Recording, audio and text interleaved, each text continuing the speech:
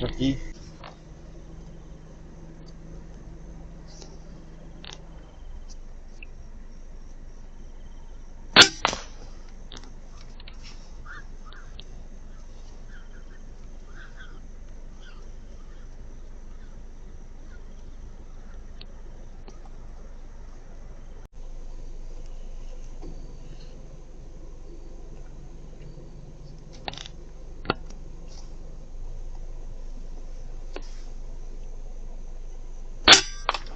Chết chứ. Chết.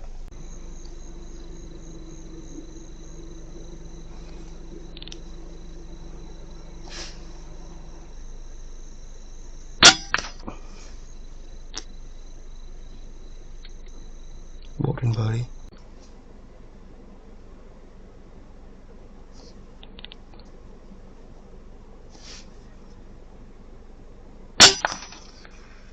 Làm gì? Bộ tại chỗ rồi.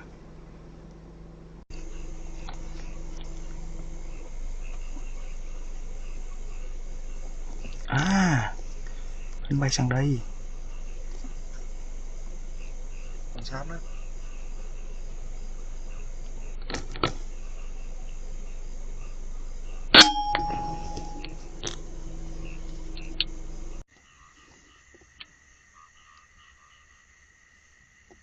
Nó đúng luôn.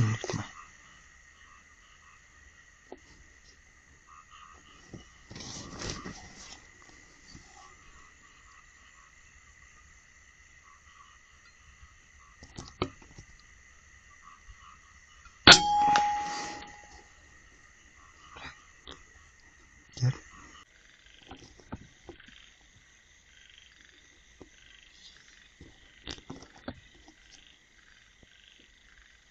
Chuẩn bị đèn này.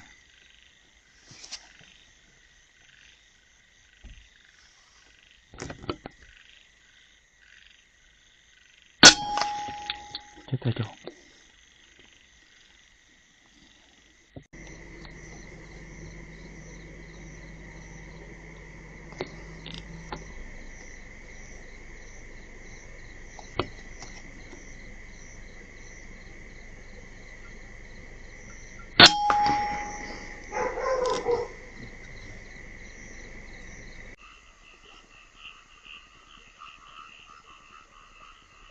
Tám mươi mét.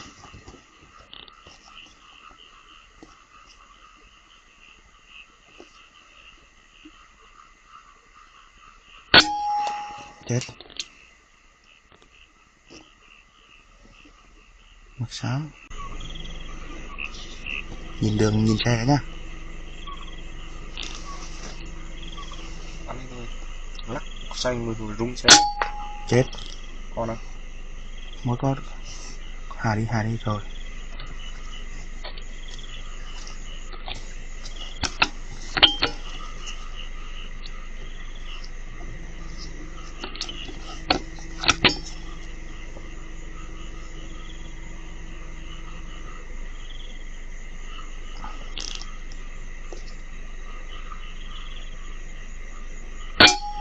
Chết luôn.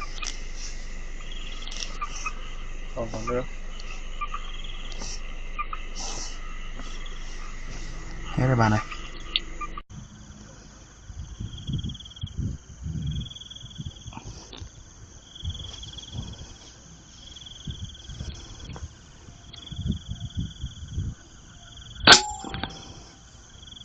Đó.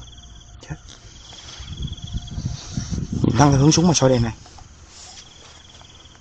Chưa qua bên bờ thêm không?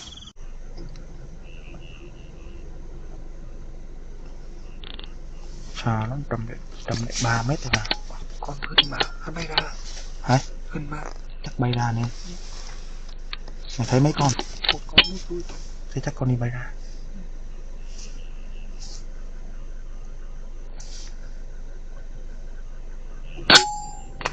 Chết. Vẫn đang nhảy, bật đèn sau nhanh ấy.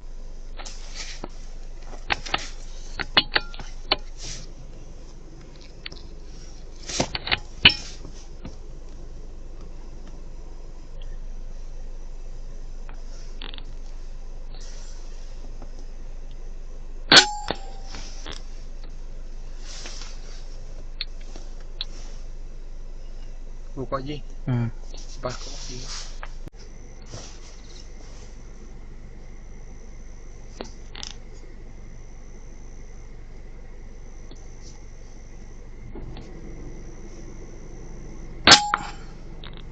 Thấy chưa? Chết. Đang còn ngấp ngoãi. Cho đèn đi bạn này. Từ. Nhất đây có nước.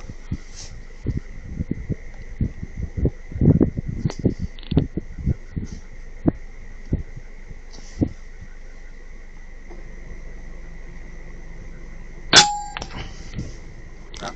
Chết tại chỗ. Tiến lên tí, tiến lên xíu.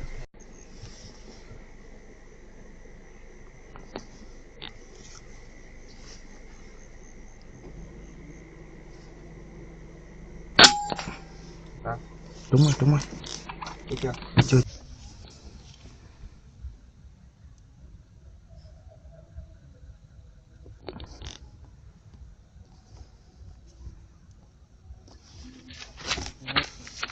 Bảy mươi sáu.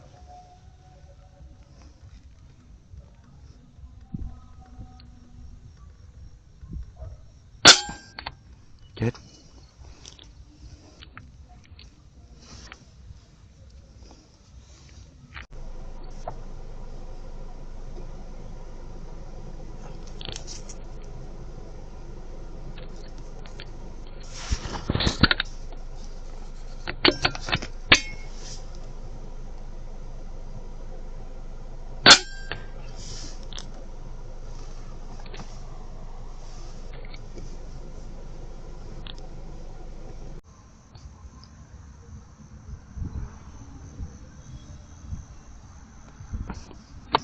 Mấy?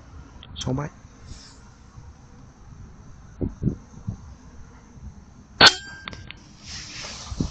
Rồi, chết rồi. Tại chỗ gì? Ừ. Mày khoát trí nhớ mình vẫn tốt.